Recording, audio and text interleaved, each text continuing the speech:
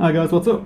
Chris once again from Wrath of Course, and I've not really got much of a great video to upload this week in terms of creativity and that, so I thought I would do a nice little set 4 update video just to let you guys where we're up to. So obviously set 3 is out on the Game Crafter and on untap.in, so by all means you can go and check out all the set 3 cards on there. And obviously we have our Discord and our Instagram channel as well, which I will put in the description down below. So, set 4 is most definitely underway. A lot of you may already be aware. It also includes collaboration cards from many other homemade TCG creators within the community. So if you've not already seen them, be sure to go and check them out. They will be on a previous video. I think it's about 5 videos before this one. So head over to the channel and click on my videos and you can scroll down below. Now, I was expecting set 4 to be a little bit faster this year. However, due to Mother Nature rearing her ugly head my way,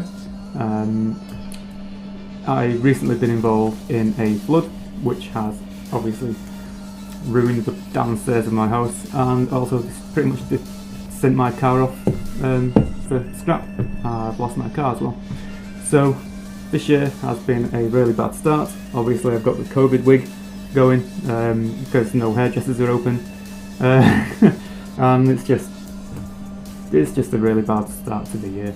So set 4 is in the works. If you guys think why my Discord channel is going a bit quiet, and why my YouTube channel is like I missed out on a week's video the other week and I've not uploaded a short video this week, it's just because I've just got a lot on my plate. But enough about me, let's move on to the game. So, like I said, set 4 is still well underway, and we're going to use a reference. As per every set in my game, there's always a card from the previous set what ties in and gives you a little clue as to what happens in the next set. So if we go back to a set 3 card, which is Celeste, the Cave Nymph, I'll put it up on screen. You can see in her lore box a little quote of hers which says, "You will all succumb before my race overwhelms your world." That can kind of give you a clue as to what to expect in set 4. Obviously she is an architect which we have never seen in the game before. Well, again, I'll be moving on to that in a minute. So Celeste is a nice big clue. In regards to her quote, whether it being a good or bad thing, I don't want to spoil it at the moment. There is a nice chunky big story in set 4. Some of you may already know what's going to happen. If you check on my Instagram feed, I'm sure you will, if you've been with the game for a couple of years, you will understand who a specific character is in the game and who I've been drawing up and stuff like that. So for now, I'm not going to leak the story. I'm not going to leak, I'd say there's about 50% in this video I'm not going to leak. But Celeste is there with her lore, if anyone has any suggestions as to what's happening with that. So is she a good character or is she a bad character? I will leave that for you guys. New unit types. So obviously we have Celeste, who is a nymph, more like a fairy kind of thing, but I don't particularly like that word, so I'm using that other word instead. That is going to be one of the new architecture types in the game. These type of characters will be of a mid-range cost, and they will be very self-supportive. So they will increase their stats given on certain requirements which are currently in play in the game. So it could be something like the number of terrains what you have in play, or the number of other units of the same type you have in play, and that will increase their stats or offer you an ability what you can use as such. Next up we have got something, because this set is going to be like all happy and cheery. I know my previous sets have been quite doom and gloom, so we're going for a nicer, brighter approach. We're also going to be introducing some kind of like butterflies into the game. So there has only ever been one type of butterfly, which is in WAE, which is Butterfly Promise, and that helps you generate an element which you don't have in play. So again, it's cheap cost. Now butterflies have got very low costs. We're looking no more than a 2 cost per unit. These cards will also assist decks in card advantage and management. So it's not something you usually see in my game, and obviously after the test games and the tournament and stuff, hand management and hand advantage is a massive thing.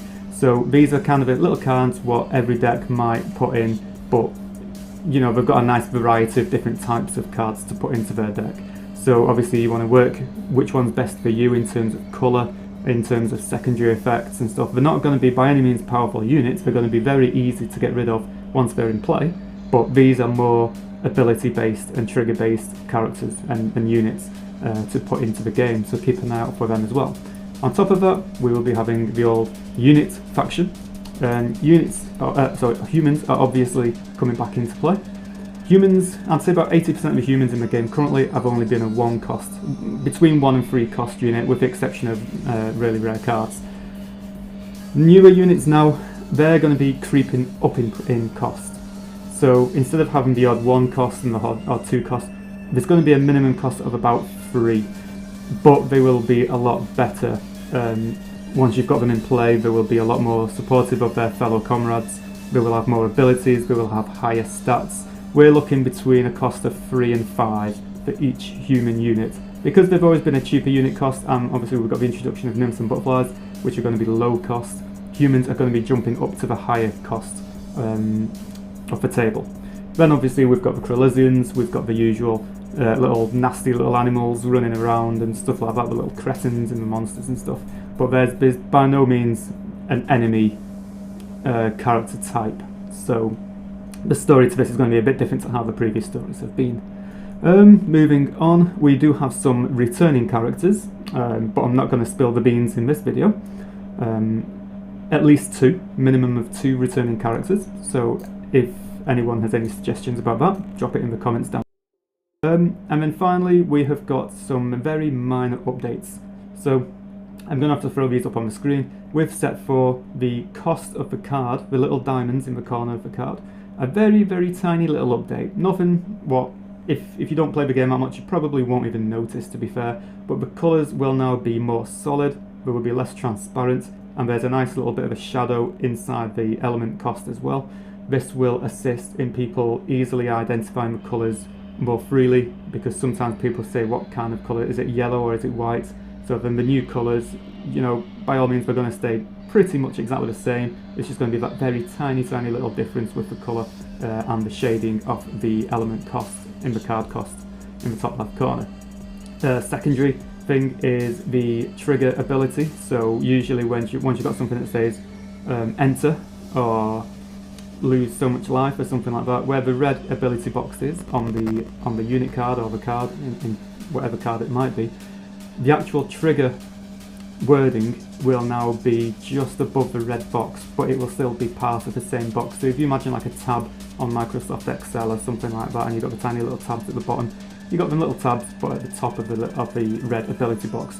This will free up more space in the ability box to add for me to add extra text, so I don't have to compress all the text as much. And obviously it's only a tiny little tab, so it's not by any means game changing. You don't have to go and change your whole cards in your physical collection or anything like that. So that is a nice quick. Oh, and terrains. Nearly forgot this one. Set 3 didn't have new terrains because they practically do the same thing. So because I was trying to rush through set 3 because of the time it was taken, I didn't do set 3 terrains. And obviously the WAE terrains ended up in the set 3 decks.